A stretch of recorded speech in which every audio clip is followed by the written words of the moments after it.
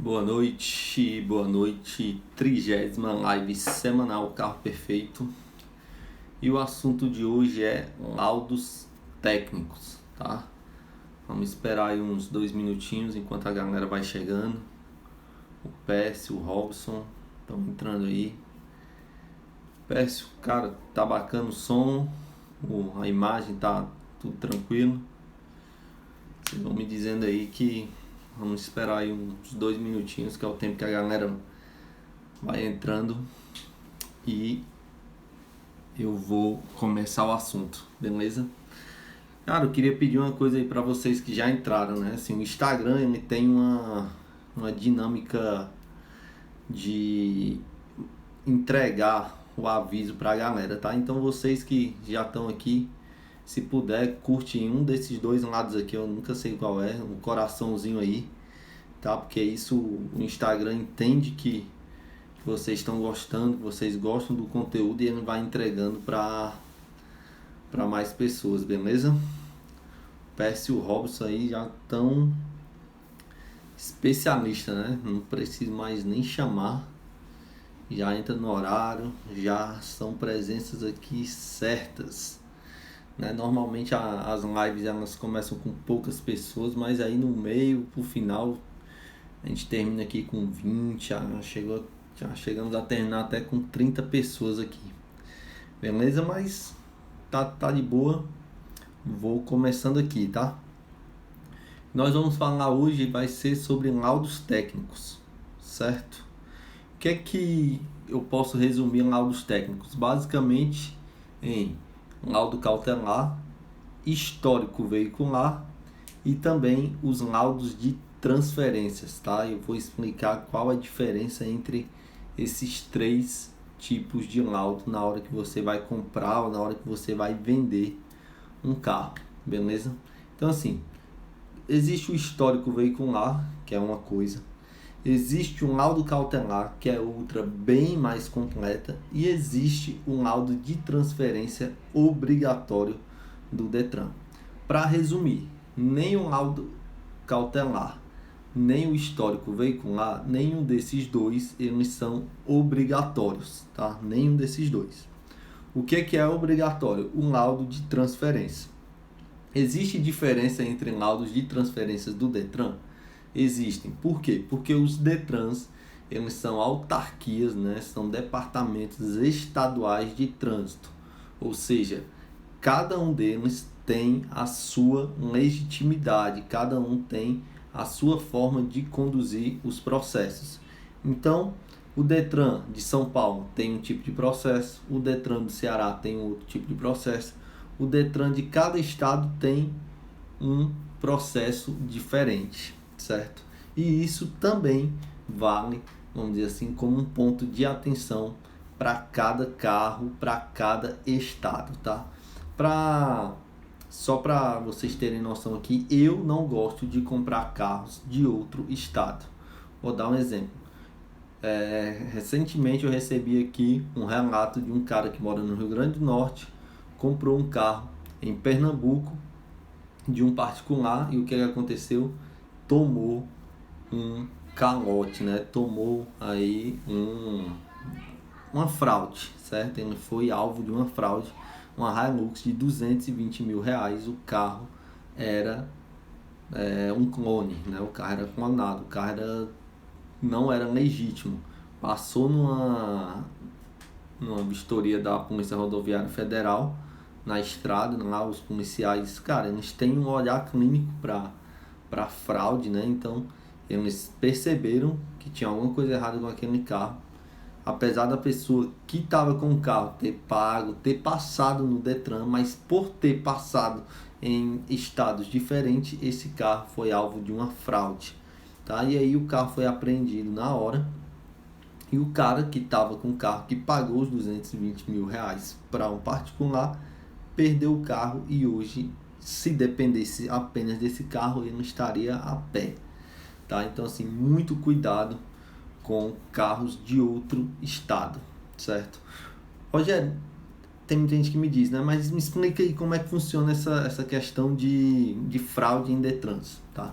Isso não é algo rotineiro, tá? Mas acontece, porque existem fraudes nos processos dentro de um Detran, então assim, muitas vezes tem agentes corruptos dentro do Detran, onde eles promovem essas falcatruas, tá? O que eles fazem? Limpa histórico de documento, liberam um documento em branco para a pessoa fazer um documento falso, tá? Então assim, são inúmeras artimanhas que esses caras usam, e normalmente eles fazem assim, então em um estado, aí passa para outro, passa para outro, passa para outro, porque aí vai, como eu falei no início aqui da live, cada Detran ele tem um tipo de processo diferente, então fica mais fácil de eles burlarem as regras, tá? Então assim, é muito difícil que um carro aqui do Ceará seja alvo de fraude aqui dentro do Ceará. Então, tipo, eles passam para outro estado, porque aí vai confundindo o sistema, vai confundindo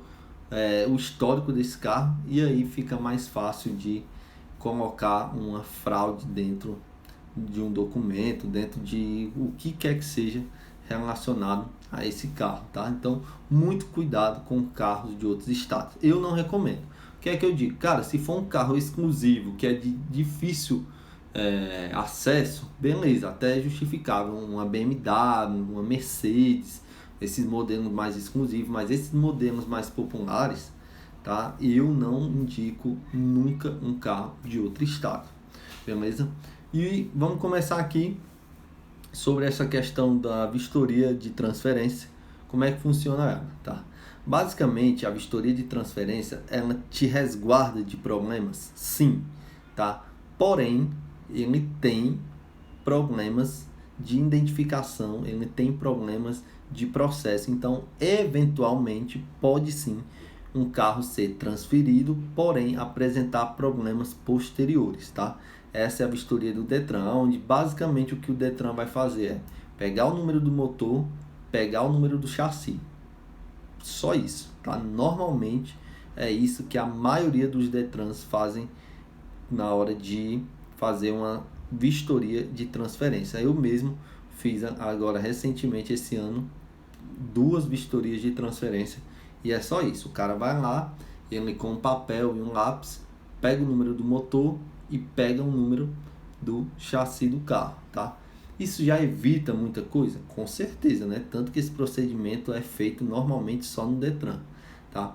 Existe um procedimento diferente que, até onde eu conheço, só no estado de São Paulo, onde é feita uma vistoria e um laudo fotográfico desse carro. Ela é um pouco mais completa, porém ainda é superficial comparado ao histórico veicular e comparado à vistoria cautelar. Como é que funciona essa vistoria do Detran de São Paulo? Além dessa questão de pegar com um papel e um lápis toda a identificação do carro, que é chassi e número do motor, eles também pegam questão de vidros, eles pegam e aí eles registram fotograficamente, tá? Quilometragem do carro, eles também pegam questão de cinto de segurança e tal, eles fazem uma vistoria mais, vamos dizer assim, detalhada do carro, mas nada comparado a uma vistoria cautelar, certo? E é bacana essa vistoria do Detran de São Paulo? É bem mais completa do que a maioria dos Detrans aqui do Ceará, por exemplo, aqui do Nordeste que eu conheço. Vou dar um exemplo. O que acontece? Aqui no Ceará, o cara vai no Detran, só isso, motor e chassi. E aí o carro já é liberado. Mas em São Paulo tem essa questão da vistoria também do odômetro, que é bastante importante, né? Para quem não sabe, o odômetro é o nome técnico do marcador de quilometragem do carro. Então o que acontece? Tem muita gente lá em São Paulo que, na hora de anunciar o carro, já prevendo falcatruas, o que é que eles colocam no anúncio? Carro nunca passou por ECV, né? Que é a sigla lá que serve para denominar a vistoria de transferência do carro. Então, muitas vezes os caras, já sabendo da pilantragem, já sabendo de como lidar com, como burlar a lei, ele vai lá e já avisa: olha, esse carro aqui nunca passou pela vistoria de transferência aqui no estado de São Paulo, ou seja, ele não tem a quilometragem registrada, tá? Então, ou seja, isso é uma forma a mais de segurança para quem está comprando e quem está vendendo o carro, tá? Então, quando o cara vai lá e diz que não tem ECV, pode ter certeza que tem pilantragem no meio. Então, ele já quer fazer ou já fez pilantragem com a quilometragem desse carro, beleza? Então, vencida essa questão da vistoria do Detran, nós vamos falar agora sobre o histórico veicular, tá? O que é que acontece com o histórico veicular? Eu acho ele muito pouco disseminado aqui no nosso país, tá? Se tem uma coisa que, cara, vale muito a pena para qualquer pessoa que está comprando carro, é o histórico veicular. O que é que acontece? O histórico veicular, basicamente, ele é um laudo que você obtém através de uma consulta paga, certo?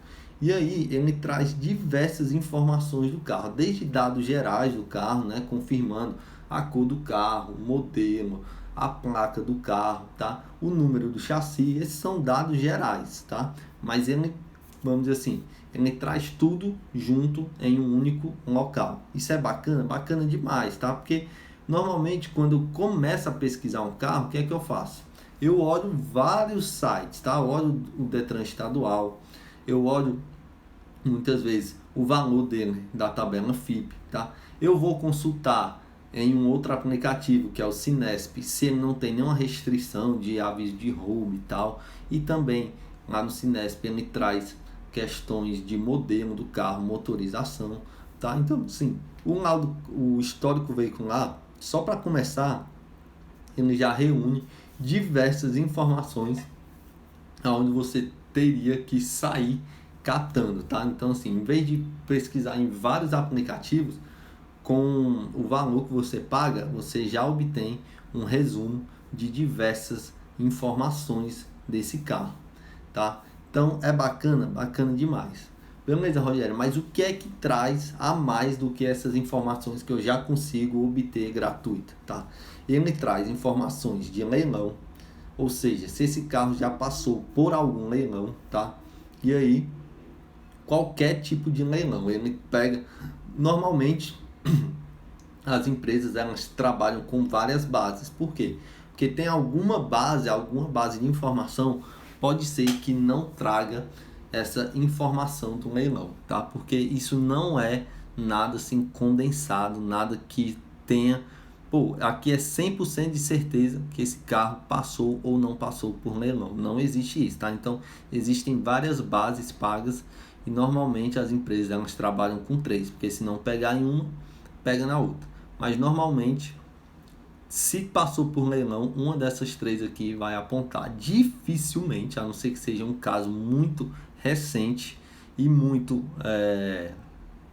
vamos dizer assim, muito complicado, que ele não vai aparecer lá o registro do leilão, tá? Então, assim, é bacana, bacana demais, porque em nenhum local você obtém a informação do registro de leilão gratuitamente, tá? Tem gente que diz, ah, vem no documento, eu nunca vi, tá? Então, assim, para não dizer que não existe, tá? Vou dizer que eu nunca vi, então 95% de chance de não vir essa informação em um documento de um carro, tá? Galera, eu tô vendo que vocês estão pedindo aí, estão fazendo perguntas, pode mandar aqui, tá? Que no final eu vou responder, só não vou aqui parar agora para não perder o raciocínio, tá? Então, assim, informação de leilão, pô, é bacana demais, porque aí você já sabe se aquele carro passou ou não por um leilão. E normalmente ele também traz o motivo. Se é leilão de financeira, se é leilão de seguro, ou se é leilão por apreensão, tá? Ou por débito de impostos, ou por alguma contravenção que você fez na hora que estava dirigindo o carro, beleza?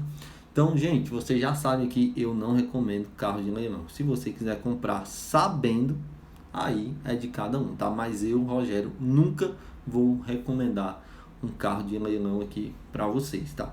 Qual outra informação que o histórico veicular traz? Histórico de sinistro. O que é esse histórico de sinistro? Esse histórico de sinistro ele vem através de bases de informações de seguradoras, tá? Ou seja, se o carro tem seguro e em algum momento ele foi acionado para corrigir, para fazer algum serviço, no histórico veicular vai aparecer essa informação de sinistro, tá? Não vai aparecer detalhes, mas normalmente o laudo cautelar ele vai dizer qual o risco que você tem na hora de comprar esse carro por causa do sinistro, tá? Então, se for um risco baixo, é porque normalmente pode ter sido um serviço tranquilo, tá? Se for um risco médio, logicamente já foi provavelmente um serviço mais elaborado. E se for um risco alto, aí provavelmente foi uma batida bem grave, tá? Então, assim, não existe uma lógica, não existe nada que explique exatamente isso. Mas se você comprou lá um histórico veicular de um carro e tem risco médio, risco grande, cara, eu não recomendo a compra desse carro, tá? Porque provavelmente nem o seguro vai poder ser feito com esse carro, certo? Outra coisa que é muito bacana que vem aqui no histórico veicular, tá?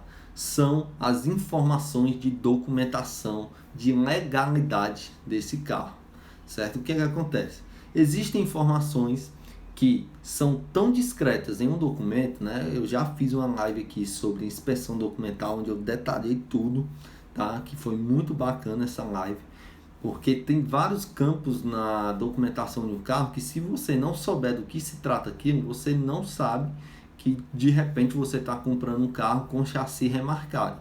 Só em ter um chassi remarcado, pode ter certeza que o valor desse carro já cai aproximadamente para 50% do valor de mercado dele, tá? Então tem gente que compra, tá? Existe um caso de um aluno meu do curso online que, antes de me conhecer, ele me comprou um Honda Civic 2011, que eu me lembro aqui.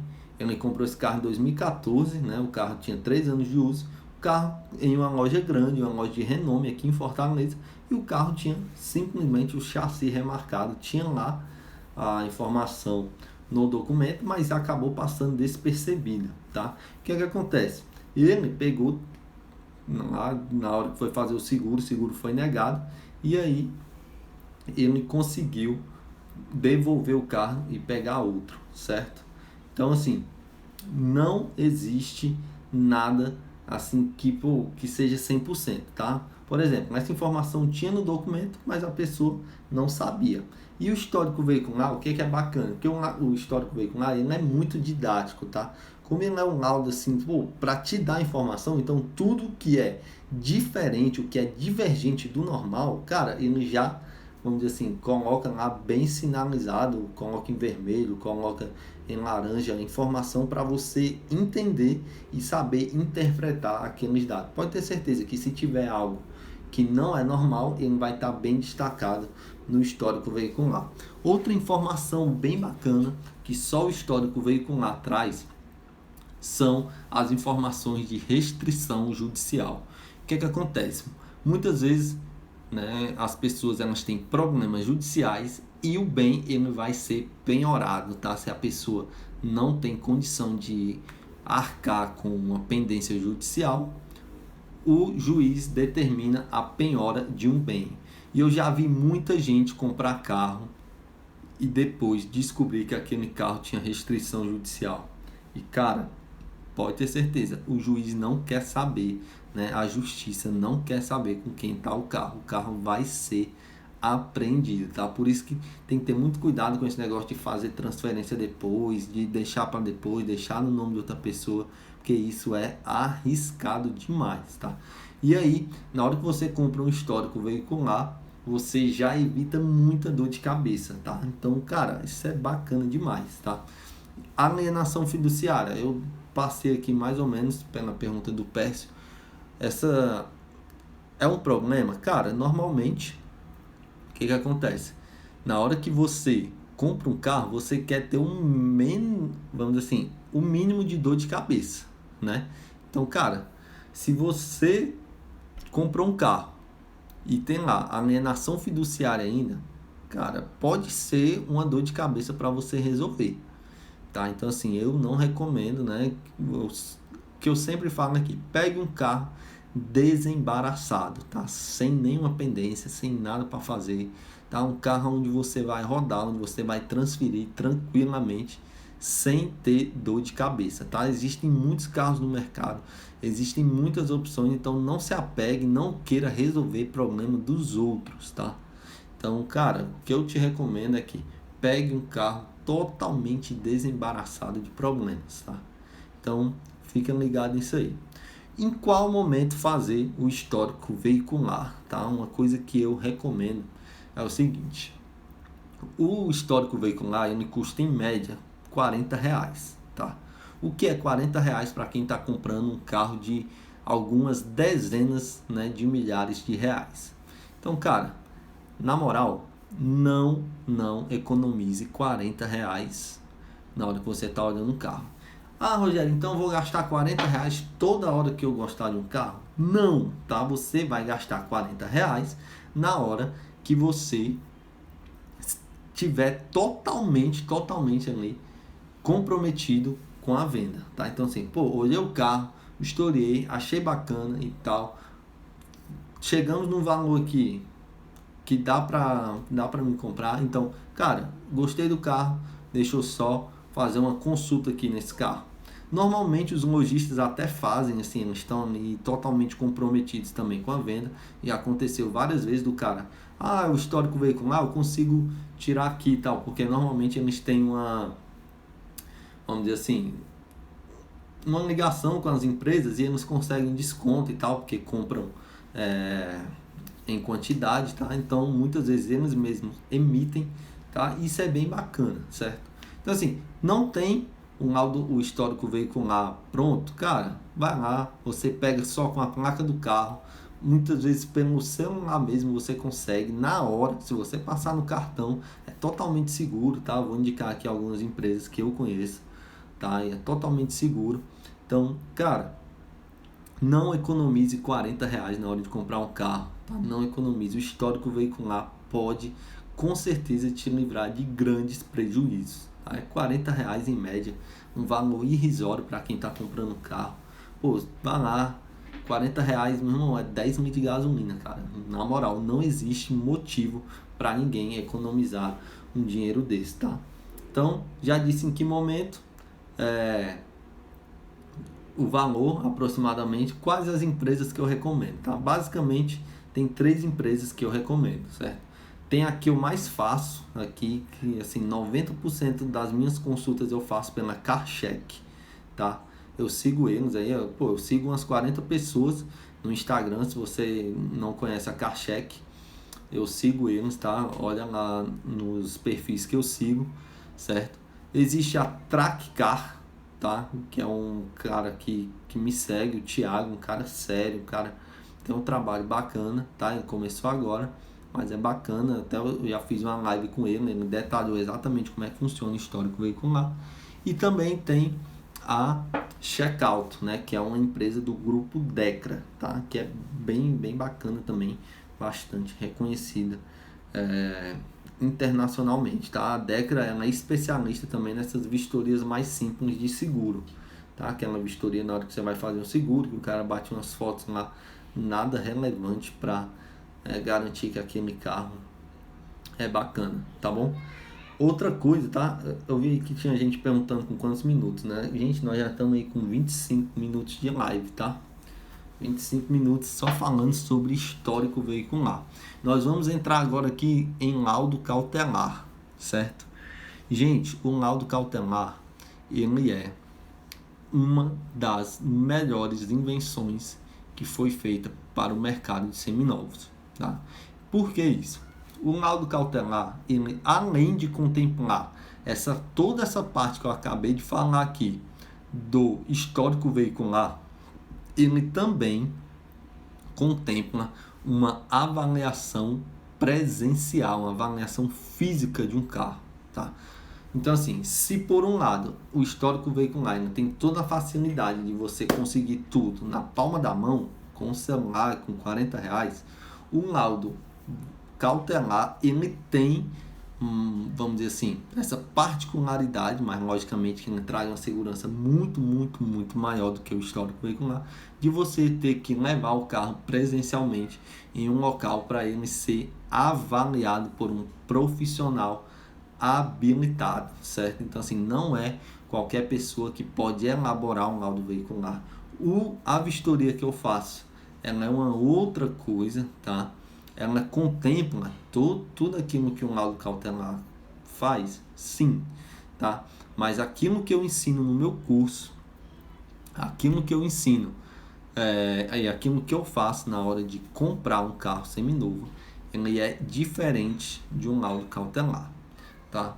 Então assim, é bacana um laudo cautelar? Bacana demais, tá? Muito, muito bacana. Eu recomendo. Pô, não, se tem uma coisa assim que qualquer pessoa tinha que ser obrigatório. Não é obrigatório, ainda bem, porque nada que é obrigatório fica bacana, né?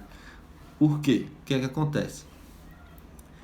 O laudo cautelar, os caras vão praticamente desmontar o carro, tá? Gente, é absurdo o nível de informação que os caras fazem, tá? Os caras eles desmontam o carro, tiram borrachas, muitas vezes tiram até para-choque do carro, eu já vi, né? E aí normalmente é porque eles veem algum problema e aí, como eu já falei aqui várias vezes, um problema puxa o outro, e aí o cara, pô, eu tenho que averiguar isso aqui e eu vou tirar o para-choque para ver com mais detalhes esse carro. Então assim, um laudo cautelar, ele vai te garantir que você está comprando um carro íntegro estruturalmente, tá? Um carro que, se tiver repintura, ele também vai apontar, e se tiver problema também de peças, tá? Trocadas, em alguns casos, eles também avaliam esse tipo de peça. Eles não fazem uma avaliação mecânica do carro, mecânica no sentido de, olha, o radiador aqui está comprometido, o sistema de arrefecimento tá condenado. Não, eles não fazem isso, tá? Eles fazem, por exemplo, olha, esse carro aqui tem um farol trocado, esse carro aqui tem uma peça que não é original desse carro. Então assim, eles fazem essa parte assim mecânica, vamos dizer assim, estrutural, né? Eles vão olhar todas as colunas do carro, painel frontal, painel traseiro, longarina e tal, colunas centrais do carro. Cara, é muito, muito bacana um laudo cautelar. Se tem uma coisa que todo mundo teria que fazer, é um laudo cautelar. Por que nem todo mundo faz? Porque às vezes você quer ser mais esperto do que os outros e economizar, tá? E muitas vezes o barato sai caro. No começo dessa live eu falei de um cara que teve um prejuízo de 220 mil reais. Se tivesse gastado 300 ou no máximo 500 reais em uma vistoria cautelar, ele não tinha comprado esse carro fraudado, certo? Então, gente, vale muito a pena um laudo cautelar, tá? Já falei aqui, ele avalia a questão estrutural, avalia a questão de pintura e também, eventualmente, ele encontra peças que não são originais do carro. E aí, isso é até um motivo de maior segurança também, porque se uma peça de um carro roubado, por exemplo, está em um carro normal, cara, eles vão apontar no laudo cautelar e aí pode até dar rumo para quem está vendendo o carro. Então assim, se você está comprando um carro e a pessoa se recusa a fazer um laudo cautelar, muito cuidado, que esse carro pode ter sido alvo de uma fraude grande, tá? Não só de batida, mas também muitas vezes de usarem peças roubadas e tal. Então, cara, é muito bacana um laudo cautelar. Como eu disse, um laudo cautelar você precisa levar ele em um local presencial, tá? A avaliação demora aproximadamente 30 a 60 minutos, certo? Então assim, eles têm toda a estrutura lá, tem todo o ambiente propício para fazer uma excelente avaliação, e o valor dele é um pouco mais considerável, né? Se o histórico veicular ele tem um valor de aproximadamente 300, 400 reais, o histórico veicular de 30 reais, 40 reais no máximo, até onde eu conheço. É a minha filha aqui. Gente, aí o que acontece? No laudo cautelar, ele custa aproximadamente 300 ou 400 reais, tá? Então assim, é bacana? Gente, é bacana demais, tá? Pera aí que eu vou chamar minha filha aqui, tá? Que ela tá chorando. Trabalhar em casa é assim mesmo. Rebeca! Rebeca, vem cá! Trabalhar em casa é assim, galera. Então é o seguinte, o que é que acontece? Vale a pena gastar 300, 400 reais? Cara, vale, tá? Vale muito a pena. Eu pagaria tranquilo. Por quê? Te resguarda de grandes problemas, tá? Então, gente, tenha cuidado, tá? Se puder, faça um laudo cautelar. É impossível uma pessoa que está comprando um carro dizer: ah, eu não posso comprar um laudo cautelar. Gente, você está comprando um carro de 30, 40, 50, 100 mil reais. Você não ter 400 reais, um tanque de gasolina, 2 tanques de gasolina. Cara, é ridículo isso, tá? É ridículo mesmo. Então, assim, é um valor considerável, mas, cara, é uma segurança a mais para você não ter prejuízos, beleza? Então, assim, em que momento fazer, né? Galera, vocês me conhecem aqui, vocês sabem que, pô, tudo que eu falo aqui é sempre, pô, não é só para economizar dinheiro, é para ter o melhor possível, tá? Eu já falei aqui algumas vezes, o nome do meu perfil não é carro barato, não é carro fácil, é isso aqui, ó, carro perfeito, tá? Então, assim, eventualmente você vai ter que ter uns gastos a mais, tá? Mas para quê? Para ter certeza de que você está comprando algo bacana, certo? Ou algo tranquilo. Então, qual momento fazer um laudo cautelar? Não dá para todo carro que você olhar, você ir fazer um laudo cautelar, não. Fez a vistoria, gostou do carro e tal, pô, pode levar o carro para fazer um laudo cautelar. Então, é basicamente o mesmo momento lá de fazer o histórico veicular.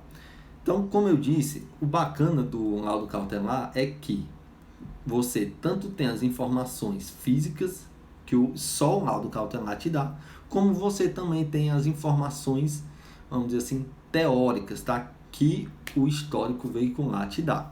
Então, se você, cara, você foi lá, gostou do carro, tá decidido a comprar, pode fazer só um laudo cautelar? Pode. Por quê? Porque um laudo cautelar vai te dar também as informações que tem no histórico veicular.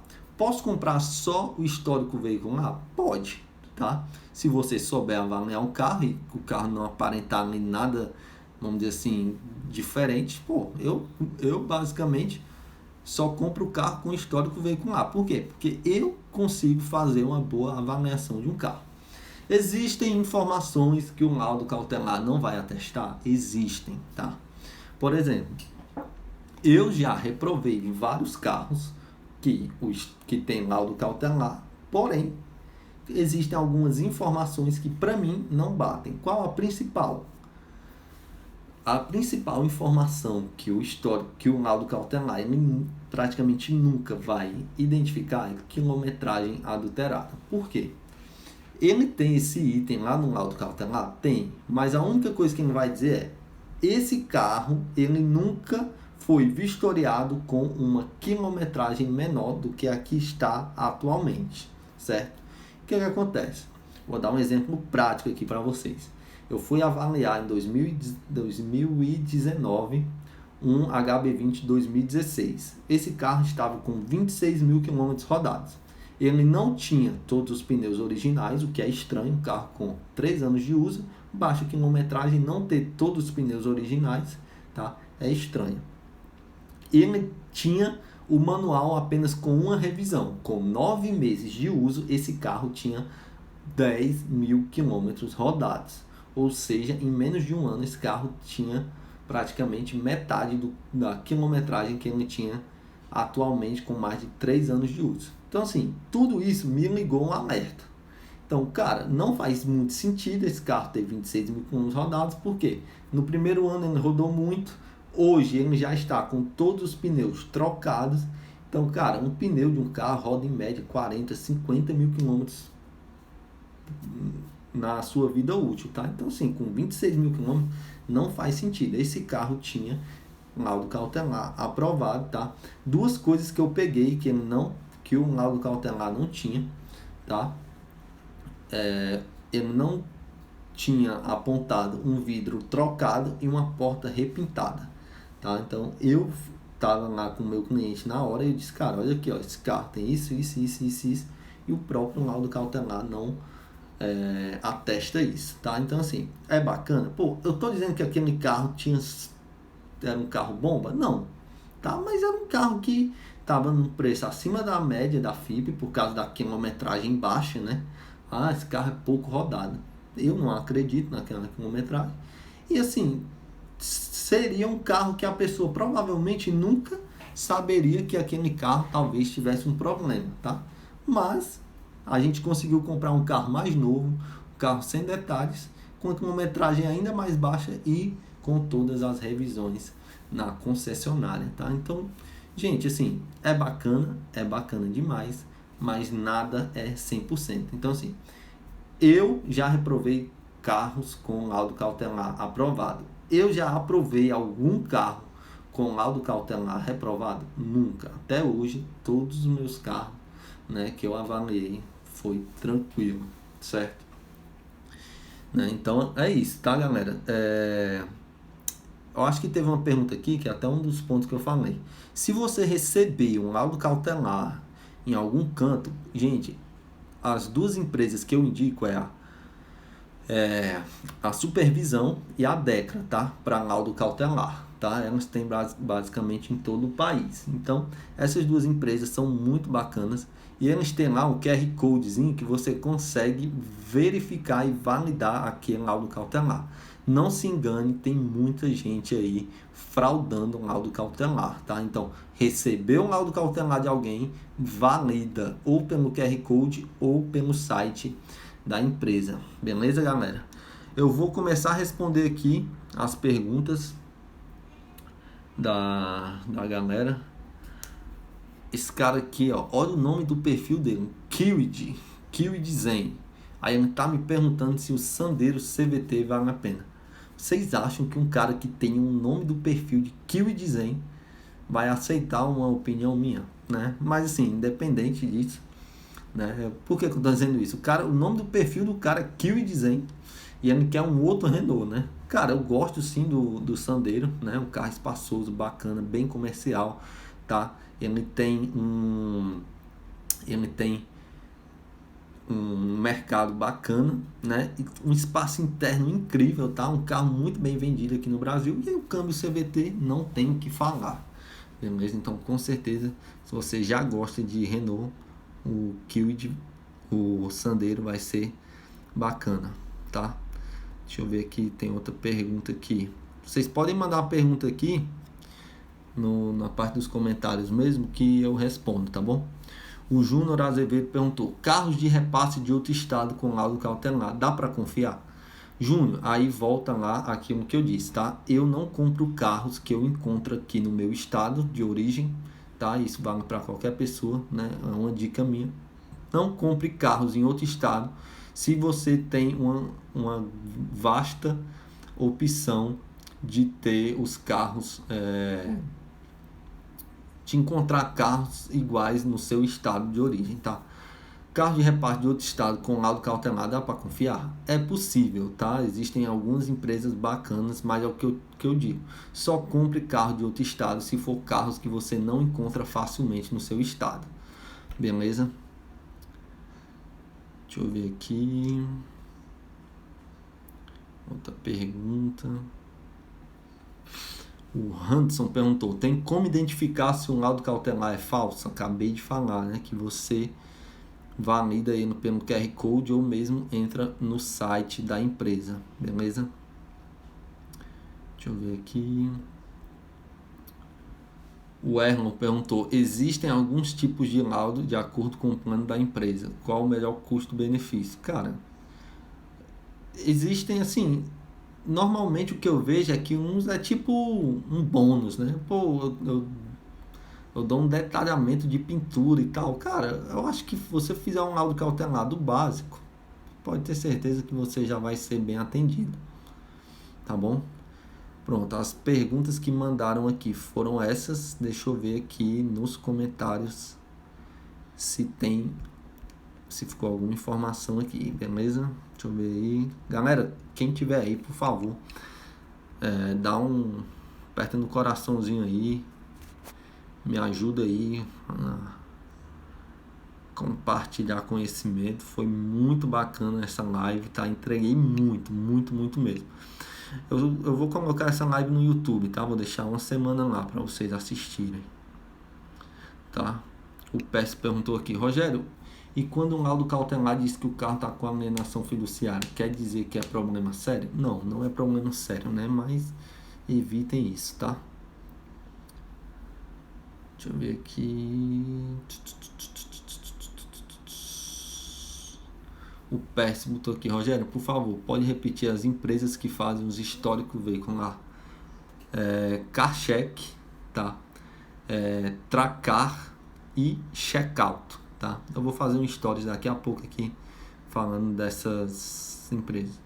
O Felipe botou aqui, e faça um laudo cautelar numa empresa que conheça, ou faça por conta. Empresa que presta serviço para loja geralmente tem seus esquemas, tá? Cara, assim, exatamente nesses termos aí eu acho difícil. Por quê? Porque uma supervisão da vida, se ela tá escondendo algo, cara, ela pode responder criminalmente por isso, tá? Então, assim, eu não confio em laudos que eu não conheço, tá? Então, assim, peguei de uma loja, eu valido aquele laudo, tá? Então, assim, guarde isso, tá? Guarde, coloque junto da documentação do carro, porque se qualquer problema, você recorre, tá? Tanto a loja como a empresa que atestou a veracidade das informações, tá bom? O Felipe aqui falou aqui da checkout e tal.